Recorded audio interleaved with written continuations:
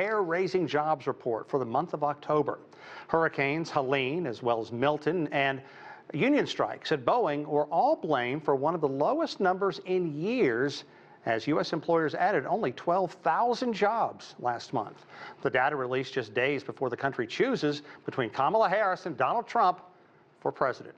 Okay, time now to take a deeper dive into the state of the U.S. economy and the October jobs report. Joining us to talk more about this, Lauren Saidel-Baker, an economist at ITR Economics. Lauren, always a pleasure. Thanks so much for taking time to chat with us. Thanks for having me. Sort this out for us. How bad is it, just 12,000 jobs, and can economists look past this right now?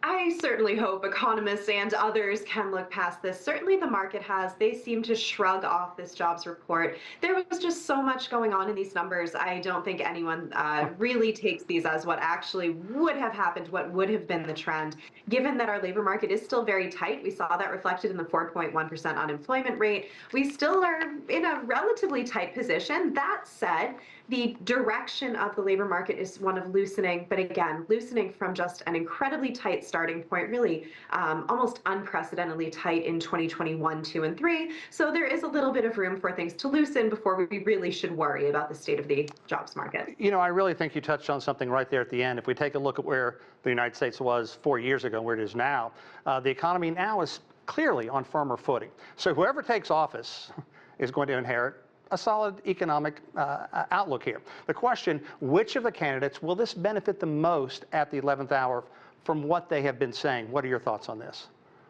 Well, the question is, I mean, honestly, in this very, very polarized U.S. election cycle, I'm not sure anyone is, significant numbers of people are very not likely still undecided, and those who are, they're not watching the jobs report. So I don't think this number is what's going to skew the decision point. Folks are looking at a lot of different issues.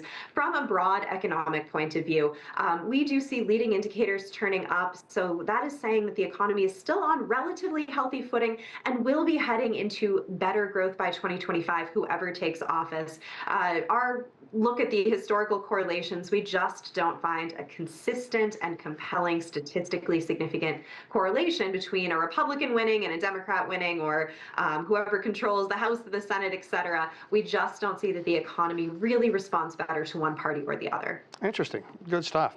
Okay, now the jobs figures, they're non-farming jobs. So it begs the question, where is the economy growing and where do you think it needs help right now? So we still see a very, very tight market for things like construction jobs, many more job openings. And in fact, that number is still rising for the number of open construction positions. We just don't have the number of construction workers coming up to take those jobs. With the rebuilding going on in the wake of these hurricanes that did skew the numbers back in October, I fully expect there will be so much more demand coming online. So that is a good place if you're looking for work. Elsewhere, though, we all hear about the tech sector layoffs, for example. So this is not symmetrical across the economy. Manufacturing even has seen a slight pullback, again, still relatively healthy, but directionally coming off of that low point. Yeah, I think we're going to hear more about the tech sector moving forward, but let's talk about inflation right now, because it is getting closer and closer to that 2% figure that the Fed has been pushing for. And I think it's been fascinating. The Fed has said we're going to be driven by the numbers, not all the rhetoric that's flying around out there. But we aren't out of the woods yet, and there's still a feeling among many that there's a dark cloud over the U.S. economic conditions, and a feeling from a jobs perspective that the U.S. is not as healthy right now as it would like to boast. Where do you stand on all that? So the Federal Reserve has begun cutting rates by saying in part that they don't want to see further deterioration in the jobs market. So that is part of their thesis going in. Again, keep in mind the Federal Reserve has a dual mandate. It is inflation, stable prices on the one hand, and it is full employment, so jobs, unemployment on the other hand. They're seeing that balance shift. Their focus really has come off of inflation lately and going to that unemployment side of things. Now, by 2025, as I said, leading indicators are picking up. We really do see more demand coming back. That will have a pull on prices. We see some fundamental liquidity factors starting to show. By the end of that year, we could start to see inflation reignite, not to the record high levels we saw back in 2022. I don't want to scare anyone, but I think that could potentially cause the Fed to keep cutting. They've signaled that another 25 basis points are on the table for both the November and the December meeting, but by the second half of of 2025, that's when things might get muddied a little bit. We could even see rate increases by the end of next year.